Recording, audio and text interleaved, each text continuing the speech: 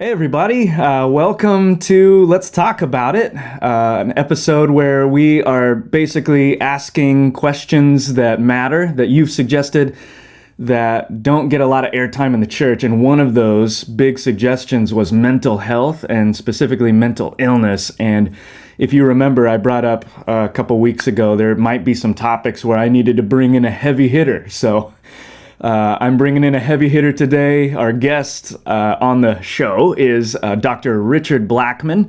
He's a clinical psychologist in California for, I think you've been practicing for 40 years, right? Pretty close. Pretty close to 40 years practicing. So wanted to bring in this guy, but especially not just because he's a clinical psychologist, but because I'm one of the many people in those several decades that have had the privilege of meeting with him and getting some of that therapy. And so really honored, Dr. Blackmon, not only to see your face again, but to allow our church to receive some wisdom and knowledge from you today. Thank you, Chris. I just want the people who would listen, who know you, to know I'm a Chris Lazo fan and have been for a long time, and loved being able to be useful to you. So thank you. Thanks, Doctor. So the topic today is mental health and specifically mental illness, and it's not specifically related to the coronavirus, although I'm sure it's intersecting a lot right now. But I would love to start just for people to get to know you a little bit. Can you just share your story and how you became a psychologist? There's the weird versions and then the sort of deeper versions. I went to Westmont College, which was just down the street from you. And Yep. when I went to Westmont, my big plan was to be a physician. But when I got to campus, biology was closed.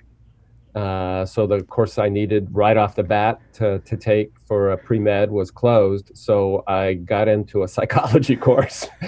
And in some ways I could say the rest is history, because I really liked psychology, and I've known forever that I'm a people person. I would maybe even say a ministry type.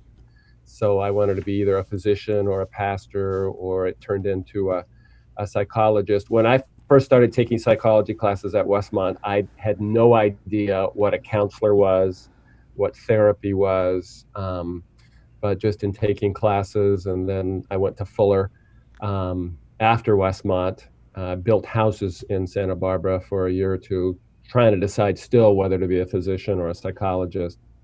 But I went to the Fuller School of Psychology and got a ministry degree as well as a psych degree. And I have just basically done private practice with a little niche of working with clergy and another niche of working with lots of married couples. Mm-hmm. And then I also taught at Fuller on spiritual and mental health for clergy for about 20 years. Oh, wow. So in some ways, I've kind of scratched the ministry itch in my practice, and I would actually not mind at all doing what you're doing, Chris. But what I wouldn't like about the ministry is all the meetings that you have. I would like the teaching part, the counseling part, but the meeting part, and unless it's a meeting like just with a person about their life, I love those kind of meetings. You want to counsel and do interim preaching, it sounds like. Yeah, something like that. That's the dream job. Yeah, that is kind of the dream job for me.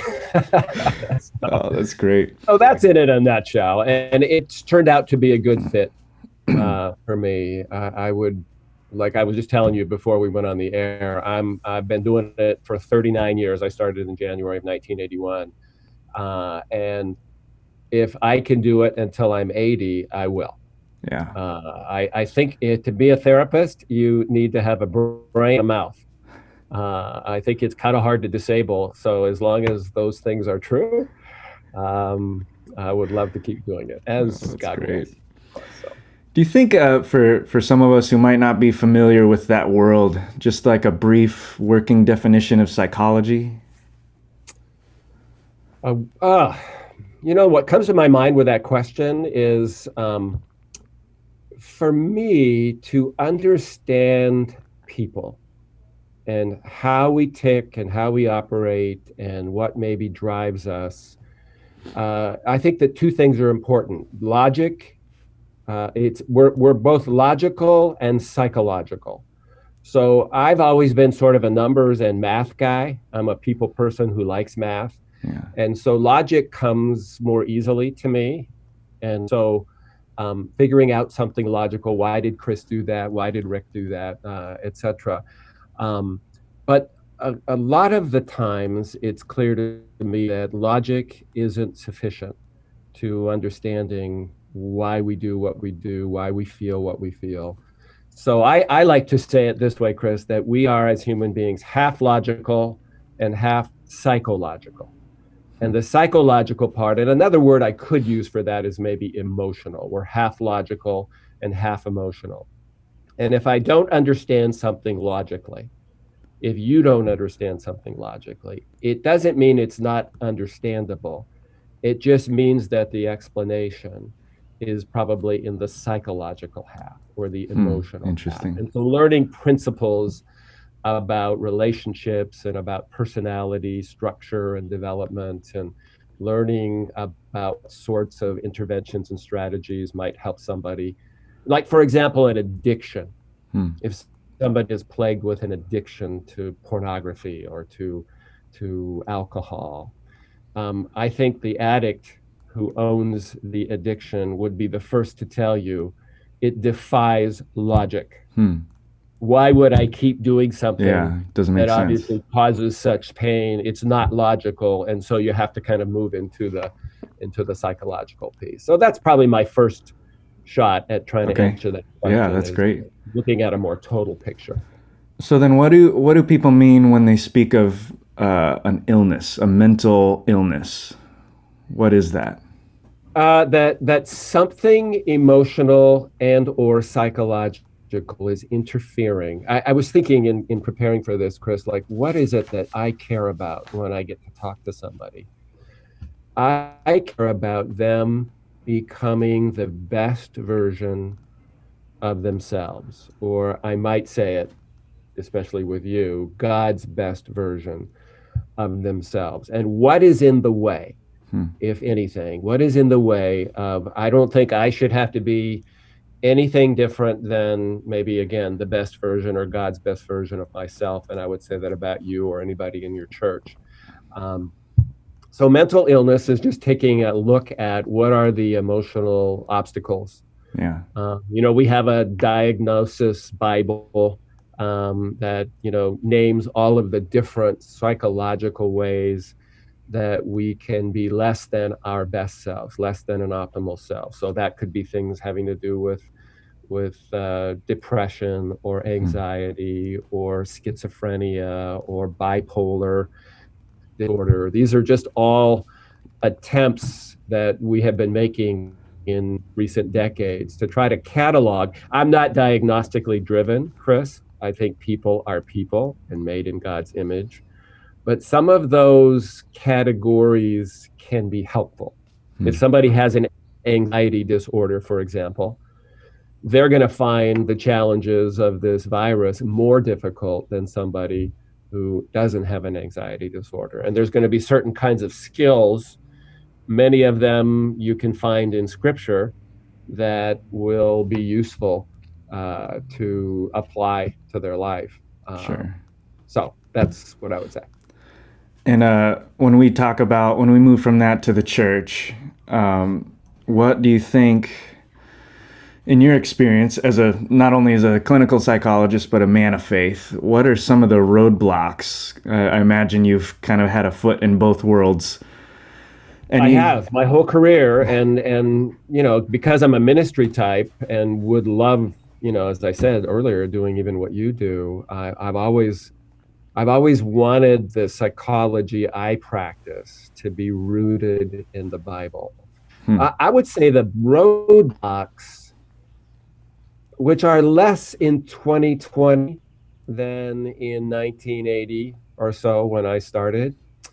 The early roadblocks were, you shouldn't have to go to a counselor. You shouldn't have to look at psychological interventions or strategies. Sure. You should just maybe take it to the Lord and pray about it. And of course, I would never gainsay those things, of course. To be a person of prayer, that's a very biblical attribute. But I guess I would say for me, all truth is God's truth, and we find truth in some funny places. And if certainly in the psychology world, something clearly is contradicting biblical truth, Mm-hmm. I'm not going to adhere to that. I'm not going to suggest anything that would be kind of clearly prohibited or forbidden biblically. But I suppose I would probably put it like medicine. Not everything a medical doctor does he finds in a passage of scripture, but Sure. if there's truth about a disease, for example, or an illness, or a vaccine being able to help, or that sort of thing, Yeah. that would be, I think, also under the heading of all truth is God's truth. So that's great. Going back to what you said a minute ago, back in the 80s, less so now. Why has there been such a stigma? I'm in the evangelical church, so I can only speak to that corner. Mm-hmm. But I've certainly felt that in the last 10 years. Why do you think there's such a stigma about mental health? And do you know any ways of changing that? How have you done that in the last 39 years? Yeah, and I think the stigma is less, but I occupy the same evangelical corner that you do. So I think, Pastor Dobson, or Jim Dobson, who I might not agree with 100% of what he says, but he did a lot to destigmatize it. And very honestly, even when Rick Warren's tragic story about his son committing suicide, and that being kind of clearly an outcome of a severe depression that they'd been trying to treat, both spiritually, biblically, psychologically, medically. Those kinds of things help. But I think just recognizing that sometimes our visit to the pastor, which is almost always the first place that people turn, and sometimes our small group experience or experience with prayer isn't doing enough. And so we need to sort of add some tools, some arrows to the quiver, so to speak. And so considering psychology, responsible psychology, or counseling or psychotherapy. So I think just getting that message out, and even frankly talking like this, and whenever I run into somebody who is clearly a person of faith, but also, the other thing, Chris, I think another way to destigmatize the ideas of psychology or counseling is to increasingly see health, best version of self, in terms of not that you never have feelings of disappointment or despair or depression, but more that you manage them well. It feels more and more like I want to be able to say, what's healthy is not the absence of feelings. It's not the absence of anxiety, the absence of depression, but more a capacity to feel those emotions, to express those emotions. I'm fond of thinking of the Psalms, which I've been reading as part of my daily devotion for several years now, as sort of almost like a handbook for managing emotional life, because every emotion, if I'm transparent and vulnerable with you, that I find in one psalm or the other. And I recently learned that there's actually more negative emotion psalms, the laments, than happy psalms.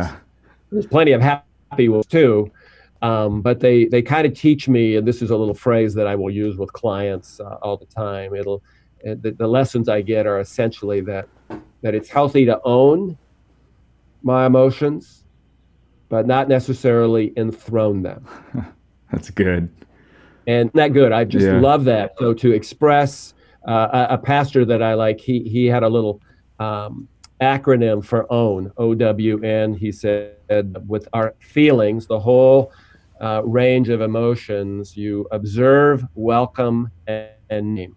OWN.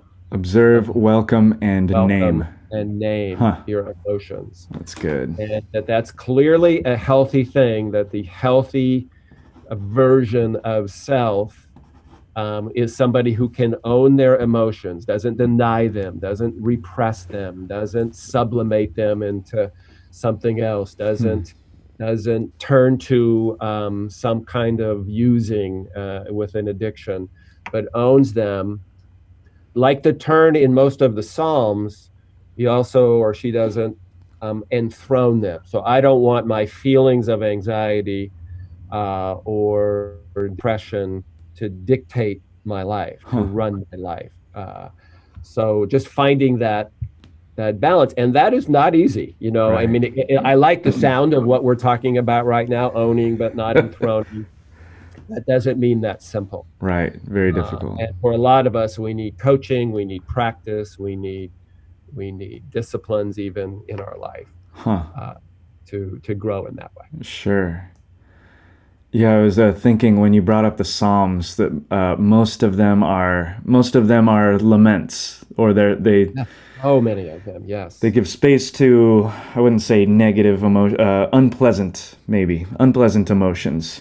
That's a great word. Yeah, and those were meant to be sung, in the house of God, the people of Israel. But when I look at our set lists, when I look at our worship, contemporary worship, there's not a lot of laments, and I think that's a picture of my own discomfort, because I'm here in this this conversation with you saying, own those unpleasant emotions, but it's well, and lamenting, even thinking of the Old Testament and getting good at that and thinking of that with the Psalms. That is one thing I've noticed in the years that I've been in the counseling world is I would say my early training, and I went to a Christian place to be trained. So the attempt to integrate biblical truth with psychological insight is near and dear to my heart, Chris. But I would say at the beginning of my career, the impetus was, let's get rid of those unpleasant emotions. And that's shifted much more to what you were just saying, something like, let's build our capacity and even tolerance for some of those unpleasant emotions and take them to the Lord. Yeah. Let's pray those. When you think of lament, I love that word you just used. That really grabbed me.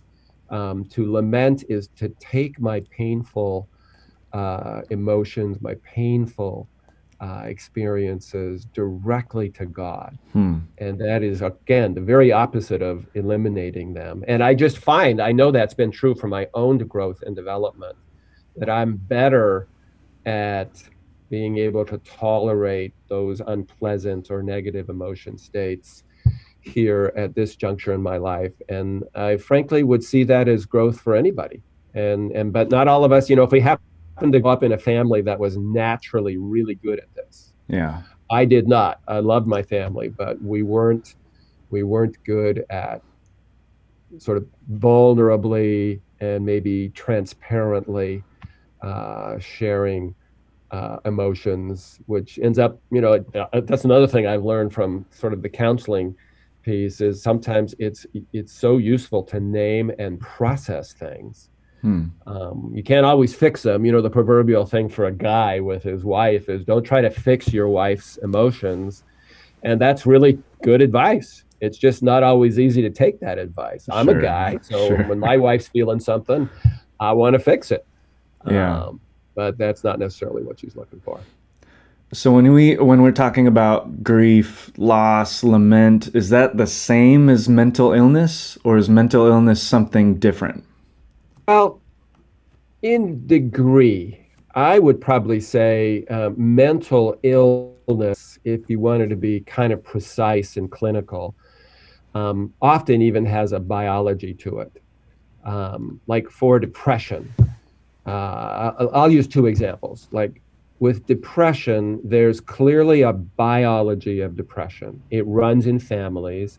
And when I use the word depression, Chris, I mean basically 10 things: a depressed mood, easily tearful, problems with appetite, Hmm. problems with sleep, difficulty concentrating, thoughts about escape that can be mild thoughts or severe thoughts leading maybe in more the suicidal direction, isolation tendencies. That's not 10 problems. That's one problem. That's Huh. depression. Interesting. And the psychology of depression is it's always a function of loss. If I lose Whoa. something, depending on my attachment to what I lost, I will go through I have a thing in my office, a U, sort of with all of those symptoms. Now, there's a biology too. It runs in families, and it's pretty clear to me that there's neurological, neurophysiological elements, in the neurons, the nerve cells. So strictly speaking, a mental illness is I might have a depression with all of those symptoms, possibly even in a severe way. I don't even have necessarily a loss that I'm dealing with. Huh. It's rooted in my cellular biology. Wow. So for that kind of mental illness, or bipolar, which is a mix of depression episodes with what we call manic episodes, where you literally can't sleep and you spend foolishly and maybe engage in very at-risk behavior, sexual behavior sometimes. That's what sometimes goes on in a manic phase. Okay. And it's quite clear to me that while that has very significant and very relational implications, it's probably rooted in something biological. So that part of the mental illness treatment for some more severe cases like that will include some medication, and a physician might need to be involved. I'm sort of scientific like that. I will often say, I don't think I'm a really pro-medicine person, but I'm not an anti-medicine person either. I just want to know if it's effective. Sure. And I've, over the years, developed a little bit of a radar for when I'm talking with someone who maybe is depressed or anxious, and I'll start to get a feeling like, I wonder if there's more than just the circumstantial triggers. Hmm. I would say something similar about anxiety, Chris. There's a biology to anxiety. I think of it as there's a club of people that are tightly wound and easily anxious, and it often runs in family trees. And that person can sometimes benefit from even some responsible medical treatment. But there's a psychology of anxiety too. It's sort of like, if loss is the psychology of depression, uncertainty is the psychology of anxiety. Can you say So that any of last them, part one more time? that the psychology of anxiety is uncertainty. Hmm. When I'm preoccupied with something that is uncertain, in a way you could say, when I'm preoccupied with the future, which by definition, boy, do we all see that right now, by the way, Yeah. that it's uncertain.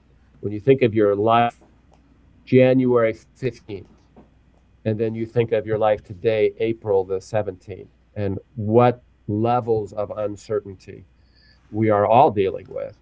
And I wrote an article years ago on this, that the Bible's prescription for anxiety, basically, if you're looking at Jesus or Peter or Paul or John, they would tend to define anxiety as brooding about the future, preoccupying your mind with the future. And the antidote, be it Jesus, be it Peter, be it whoever in Scripture, put the future into the hands of the only one who owns the future. So put that in. And I see that as a very practical sort of way. And again, like we were talking about earlier, if I can build my tolerance, my willingness to like embrace or accept uncertainty. Sure. And again, I feel like we're all getting training in that. That's not a mental illness. I think a mental illness would be maybe like an anxiety disorder. Okay. Where you have anxiety that's way more acute and amplified much more easily than maybe it is for all of us in this. COVID thing. So they're a little bit squishy terms, Sure. mental illness and there's no question in my mind that exists. That's sort of Yeah. like addiction feels very much like a mental illness. Sure. To me, it's so illogical that someone would continue to drink or use drugs when it's causing such damage to their life. And so I would see that as also a medical illness requiring Okay. treatment. So. On the subject of mental illness, how prevalent do you think that is in your average church? Well, I just saw an article the other day that it reminded me of a big study, and I find this interesting. So I'll say it this way: at any one time, Chris, 23% of Americans, this is just in America, have a diagnosable anxiety disorder, and 13% at any one time have a diagnosable major depression disorder. Huh. In addition, over one's lifetime, 33% of people will suffer at some point or another from an anxiety disorder, A third. 24% from a major depression. Wow. So I would say our churches probably perfectly reflect that. Wow. That just would be the case. So not everybody that you talk to or that I talk to when I go to church on Sunday, if I ever get to go back to church on Sunday, I guess I'm watching it from my home right now, is going to be wrestling with that. Sometimes it's acknowledged, and very commonly it's not acknowledged. Okay. So I don't think the church, now I would say as believers, we have resources to manage difficult things like mental illness, addiction. I have gotten further with addiction, for example, as a therapist, as a counselor, Chris, a very, very tough nut to crack. Very difficult. The human being who can go from addicted to sober and stay sober, that is a very difficult feat. Addiction. Yeah. Addiction. And I would tell you, any mental health practitioner would say that is tough. Wow. But the people who are Christians, I'm going to have a better success rate Whoa. with people that are Christians, just like I'm going to succeed more in trying to help somebody with depression. I'm going to succeed more in trying to help somebody with anxiety if they're Christians, because there's resources in their faith, in their relationship with Christ. If you have the kind of faith that's not just an issue of what you believe, but it's also in some practical ways part of your ongoing Sure. life. And so to that stat that you brought up, you're saying that it's likely that in a church there's a large degree of people suffering from depression and other and even larger anxiety, chronic forms of anxiety. And of course, all of us have some issues with depression. Again, read the Psalms. Yeah. All of us have some issues with anxiety, but that there would be those statistical numbers of people wrestling in a much bigger way. Sure. Again, maybe not acknowledged, but then if you talk to the people who are maybe in the close family orbit of people, that's where you'd learn, oh yeah, this person's got all those symptoms the doc was talking about. Yeah. Or all those. That makes me wonder. There was I don't know if it was a year ago or the year before, but it seemed like I was getting bombarded with articles of these kind of high-profile people in ministry committing suicide. Oh yeah, that's true. And I know that that's always been a big thing, but it just seemed like everywhere I looked, leaders, people of influence, and I don't want to focus in on pastors because most of the people listening to us are not pastors, but this idea that you go into a church and you should expect that there's hope in a church, and the person leading the helm or in an influential place, or that everybody else would look to and say they have their life together, they look happy, they're effective, they're doing things for Jesus, but there's something deeply wrong. Like that threw me off. What's wrong? What's happening? It's it's actually been professionally speaking, my main passion. My mentor, who also liked working with clergy and pastors, used to say, healthy pastors, not depression-free pastors or anxiety-free pastors, Chris, but just healthy pastors, they help create healthy congregations. But dysfunctional or unhealthy pastors, and you can kind of do the math. The suicidal part, and yeah, I know a couple of the stories that you're talking about that are so tragic. When I was talking about those different symptoms of depression, one of them on this little list that I give people, symptom number 8, is thoughts about escape. And every depression episode I've ever probably encountered has that as one of the symptoms. Okay. And that can be mild, like I just want to get in my car and drive down to the beach, or just want to, get away. Yeah. Or it can be severe, like I want to end my life. And it's pretty clear in the depression and suicide prevention world that suicidality is associated, 90+% of the time with depression. Okay. So that I have learned over the years in talking to someone to try to normalize that symptom. If you have that symptom mildly or severely, it means you're depressed. It doesn't mean you're defective. It doesn't mean you have a low self-esteem issue. It doesn't mean any of those kinds of things. It means you're depressed. And let's call it what it is and see what we can do, counseling-wise, spiritually speaking, medically possibly, to address that. So I know that in some of those stories with clergy, and clergy were, I think you would say that about yourself, Chris, they're as normal as anybody else. And what I want from my pastor, what I love about you doing this, if I'm going to your church, is my pastor understands we human beings are susceptible to emotional intensity and sometimes emotional difficulties, and we might need to do some reading or praying or reaching out to do that. And I would also say the ministry, this is another thing my mentor used to say, that the ministry is, the title of my dissertation, Chris, was called The Hazards of the Ministry.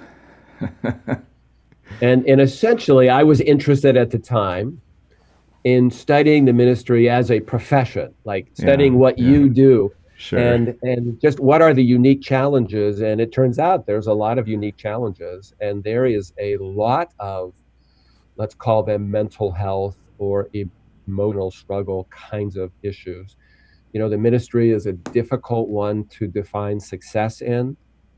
How do you know when you go to bed at night, Chris Lazo, that you'd been successful that day or not? It's not always kind of clear what sort of impact you're making. Yeah. And, you are a generalist. Anybody, you're a very, very good preacher, but any preacher knows that, people can go on their podcast and listen to any preacher they want to in America. So I know that if I'm in ministry, I've got teaching skills, I've got preaching skills, but there's always going to be other people who can do that better. Pastors aren't above thoughts of feelings and feelings like that. So I think of the ministry still, even after that dissertation, which was done in 1985, so a very long time ago, as a hazardous, difficult to succeed in. Now, I don't think there's anything better. I'm hoping that you feel like what could be better than doing kingdom work and being involved in the deep matters of people's lives. So it's a sort of good news, bad news thing. But for some people, ministry can take them down. There's all kinds of research. I would say the ministry is more difficult today than ever. And statistics bear that out. People leave the ministry, and most people who sign up to go into ministry don't sign up for a short-term stint.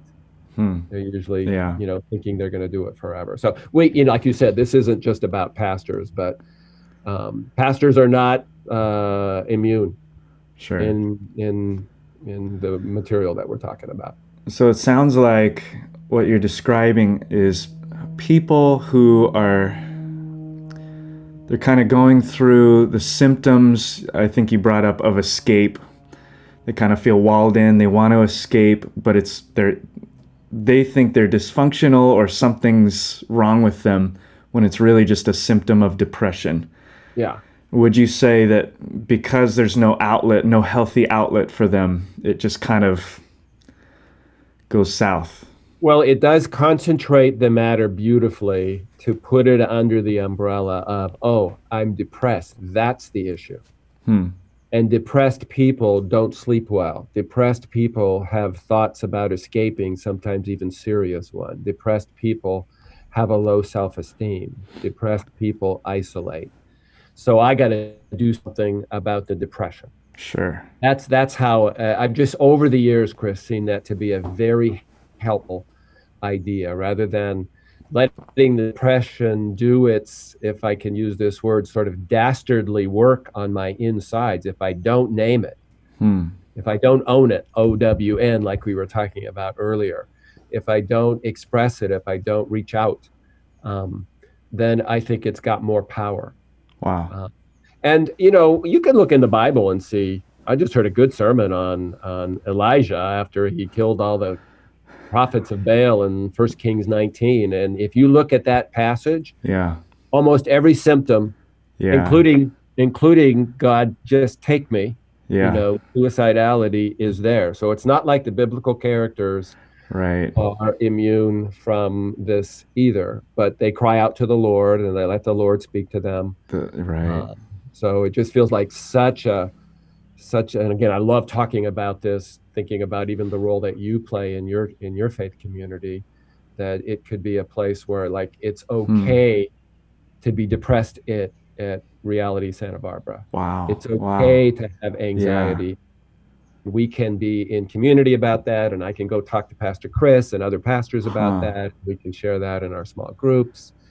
And if it gets severe or serious, maybe we could consider going and talking to the pastor, or going and talking to a Christian therapist, that sort of thing. I love the idea of the faith community just being open and tolerant, and that we don't have like some standards for this community that you're not allowed to be, beset by difficult emotions. And, and the difficult ones, really, they're going to be hundreds of permutations, but the difficult ones are going to be anger issues, anxiety issues, depression, and sadness when you get down to it. So, assuming someone is watching this and they might, this might be opening up something they never thought of before. Maybe they're struggling, maybe they're not sure. What would you say is what could be a constructive way forward for somebody that might be struggling with depression, with some other kind of mental illness, with chronic anxiety?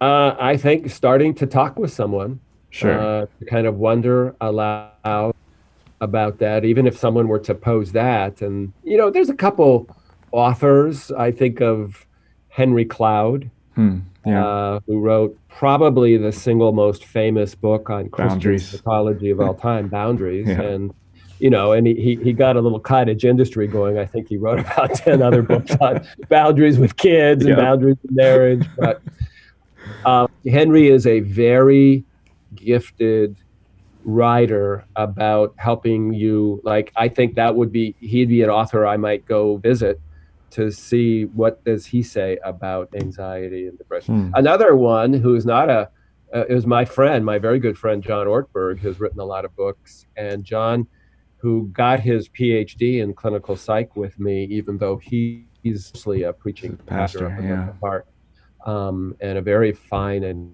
gifted preacher.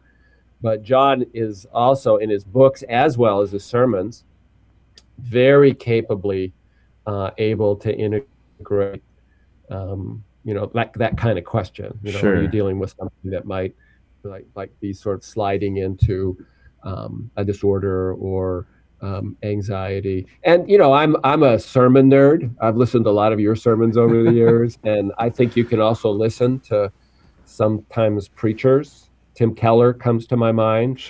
As people who aren't afraid to kind of confront this, and you start to normalize it a little bit. Okay, human beings do have sometimes troubles with anxiety, and that doesn't mean I'm defective. It just means Sure. God made me. God made me logical and psychological. He made me logical and emotional. Right. And that's not a bad thing. Now, it might be a bad thing again if I'm directed by my troublesome feelings, if I Sure. let them take me down. So, and I guess the whole counseling idea is if I'm wondering about this, I think that to me, that's like, I want to write you a prescription, talk to somebody, Okay. follow it up. Don't just have that feeling like, I wonder if what Pastor Chris and Rick are talking about applies to me. Don't leave it there. Go Find talk someone. with somebody. Maybe again, it often can just be a regular person in your small group or Sure. your church who knows you. For example, I think it would be a very impressively humble thing for someone to ask someone that knows them well, their spouse, Huh. their friend, hey, Chris, do you think I might be wrestling with like an anxiety problem? Wow. Yeah. And if I'm close to you and you are honest, you're probably going to give me a straight answer. Yeah. That's And if you good. said, nah, that's not you. But if you said, I've been wondering how to bring this kind of thing up, Rick. Sure. But yeah, I think you are wound pretty tight. I think one of the things about anxiety, Chris, which again becomes so pertinent because of this whole virus thing, anxious people dislike uncertainty. They don't tolerate uncertainty well. The natural thing that one does with uncertainty is they try to have control. Hmm. So the people in that who are very controlling, and Yeah. that can be 100 different ways. They could be OCD kind of control. They have to have perfect order in their office or in their sock drawer or their spices or that sort of thing. And again, there's nothing wrong with getting some measures of control. Yeah. In fact, to deal with this virus, I would say control what you can control. So have a routine, Yeah. don't be. But I also know none of us can fully have control. Sure. This virus, if it teaches us nothing else, it teaches us that. I cannot tell you how many people I've talked to who have some version of a man. In January, I was riding high. My business was going here. My personal life was going here. I was going to do this with my spouse or my kids, and that's often been cratered or at least deeply delayed. Sure. So we can make plans. What's the little adage? We make plans and then God laughs at us sometimes. And there's just such truth to that. And getting better at being able to tolerate, and I don't think it means we don't make plans. Sure. But it's that one passage in James, where we make plans, but then we also say, if the Lord wills. Right. Sort of that recognition that, or another way I'll sometimes think, Yeah. make your plan pencil. And pen. so then say someone who's struggling does what you say and they bring it up to somebody that they trust, be that a home group leader, a friend, a coworker, someone who doesn't have a PhD in clinical psychology. Yeah. What should they do? How can they be a good support? Try to kind of address them as, first of all, you'd want to empathize and try to normalize it. Yeah. And then say, let's like reach out and find resources. Like another author I was just thinking about that just hit me when you were talking was Max Lucado. Has written a couple of things recently on anxiety that really grab at the idea of control and uncertainty. So maybe I would, first of all, just be very accepting. It doesn't mean you're defective or you're weak. It just means you're human. Yeah. And let's see if it's mild or serious, and let's maybe read some things together, or let's sometimes I think advising your friend or your spouse to reach out to a counselor.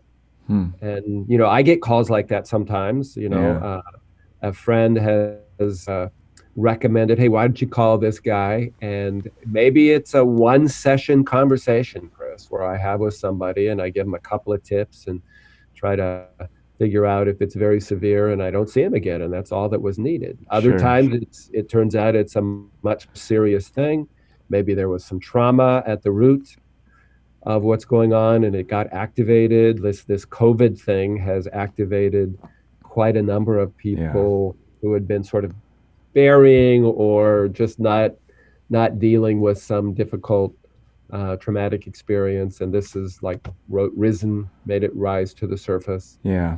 So I'm, but all mental health people, I think Santa Barbara probably, I would assume you have in your sort of Rolodex somewhere some names of counselors. Yep. If someone was to call you and it was something beyond what you or the staff could take care of in a good pastoral visit or two, that you would. I'm sure you do this. We have a list of therapists and counselors. People that and those people would be probably just like me. They'd be able to do. Maybe it's just a very easy, even telephone consultation or one visit, or maybe it's something more serious. Sure. That's good. Again, I love that idea. I know this about you, Chris, that at your church, it's not anathema. It's not like considered unspiritual or unhealthy. I remember, in fact, listening to you do a sermon. Didn't you do some stuff with Peter Scazzero a few years back? Yeah, we did a series called Messy Church, and we're actually doing a similar one starting this Sunday because that was awesome. 3 years ago. So we're going to rebirth it. And Peter Scazzero, who's a guy I like, he has basically the idea that emotional health and spiritual health are inextricably linked. Yeah.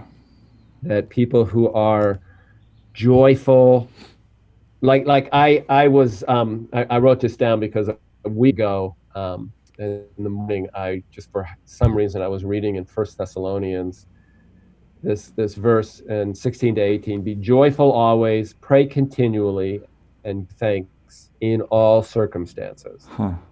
And I hadn't seen the joy part. I remembered that verse from, years past, but that idea in all circumstances, so these difficult circumstances, and finding ways to get help even if I need it. To do that. That's so good.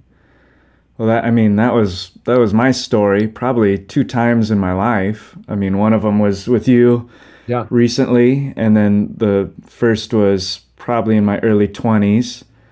I was diagnosed with severe obsessive compulsive disorder when I was in my 20s. And then with you, with clinical depression, and I believe you said I was burnt out or on the verge of burnout. Yeah.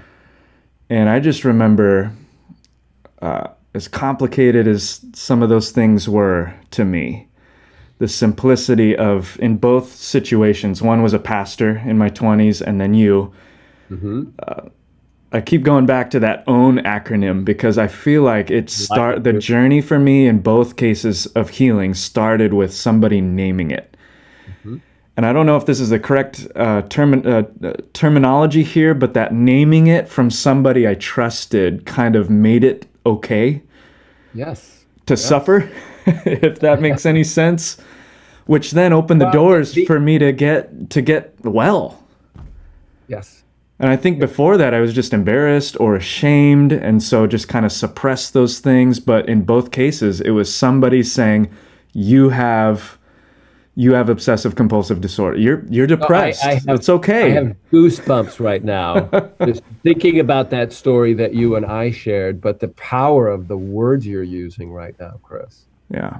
That for you to have 2 different discrete experiences where somebody naming it. And of course, you had to have courage to be involved and interested in having those conversations. Yeah. So somebody who might be related to what we're talking about, that's going to be their step to take.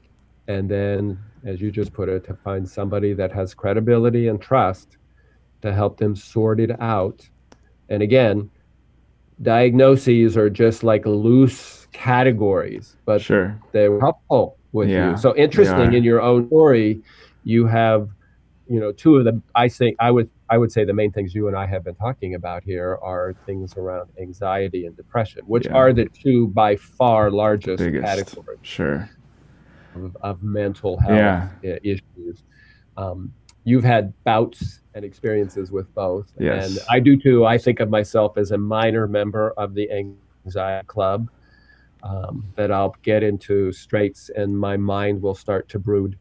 And there's certain people, John Ortberg is one of my go-to guys, for example, that I'll talk with him if I feel like I'm starting to spin in my mind. I call it brooding. You know, the anxious person broods, and brooding, a loose definition for brooding for me, Chris, is that 2 a.m. thinking. Hmm. The thinking I do in the middle of the night, and I imagine if I might feverishly journal or something like that, that it's going to lead me somewhere, and it never does. That kind of brooding. Nothing good happens at 2 a.m. I don't think so. We certainly think that it's a as good parents rule to right our there. children, don't we? But I think it's true with the inner man or Oh, inner woman yeah. too. That's anxiety. Sure. And in fact, that's been the cutting edge. You know, back to your story from your early 20s. It used to be that with anxiety, even OCD kind of experiences, we'd be trying to eliminate that anxiety. Now the sort of cutting edge is much more to name it, very much like you said, and then try to turn our natural instincts on their head Hmm. and welcome it. It turns out, Wow. particularly with anxiety, if I can find a way to say, hey, bring it on. It's okay with me. Whoa. Yeah. It in some ways I have anxiety, and then I also hate that I have anxiety. I intensify the anxiety. Hmm. But if I have anxiety and I can train myself to tolerate it, to welcome it. Now, this is a dumb example, Chris, but I live in Southern California, as you know, and I hate traffic jams. When I used to drive from where I live in Thousand Oaks to Fuller in Pasadena, I'd always, in the middle of the day get in traffic jams, and my anxiety, for whatever reason, will spike. And when I started learning about this, and my family, they'll still make fun of me, but I learned to say when I would run into a traffic jam, this is exactly what I need. So bring it on. Wow. And the principle at work, when I'm feeling anxious, if I could accept the experience I was having in the moment, rather than reject it. Like, I hate traffic. I hate, waiting in my car and seeing bad drivers.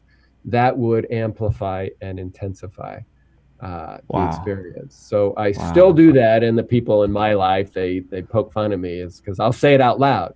All right, guys, so this is exactly what we need. Bring it on. And Bring some it on. little switch, and I can see in your eyes, you know exactly what I'm talking about, Chris. I do. And again, it's another way to describe what you and I have been talking about, Yeah. whether it's lament or anxiety, that if we can tolerate and welcome those emotions, Sure. own those emotions rather than Right. To observe what you're feeling in that moment and maybe how you're reacting, but then you're saying welcoming it and naming it. And when you're doing that, then you can face the problem in a healthy and constructive way. And I would say, whether it's in my marriage or life, if you and I are buddies, that is actually intimate. Yeah. If you're sharing with me what's really going on and you're transparent, therapists like me, what we're crazy about is what's the level of transparency and vulnerability and authenticity, Yeah. when we can be real with one another. And again, it doesn't mean I want you to be directed by those troublesome feelings. Sure. But I feel close to you, Chris, if you tell me that you feel anxious. Yeah. And maybe I relate. Maybe I don't. I don't have to feel the same way. Sure. But it's a way of having community. And I would say intimate experience. That's good. And, if I think of doing even marriage counseling, Chris, that's often what I'm trying to do, is help people to increase their vulnerability, Yeah. increasing transparency. That's good. And especially if I'm talking to someone who's maybe feeling something different than I do. Sure. Well, I want to be respectful of your time. I think I borrowed you for longer than I told you I would. Super it's fun. just too Chris. fun. Yes, But very fun. last question, what would you love to see happen in the church concerning mental illness, mental health, emotional health? I would just love for people in the church to kind of grab hold of what you and I have been talking about, maybe, and again, even down to just looking at the Psalms in the ways that we're talking about it, Yeah. where they're not assigning some kind of a spiritual score to just being even and not having emotional difficulties, but instead embracing the sort of human psychological, as we've been defining it this past half hour, side of things. And that when I go to church, I always try to remember the church is a community of sinners, much more than I think a community of saints. Right? Amen. I mean, that qualifies too. We're all trying to transform and be more and more like Jesus. Yes. But to, in the church, have it be a safe place. Like, it's bothered me a little bit in the work that I've done with addicts over the years, that they often feel more safe and open at a 12-step meeting than they do at their church. Yeah.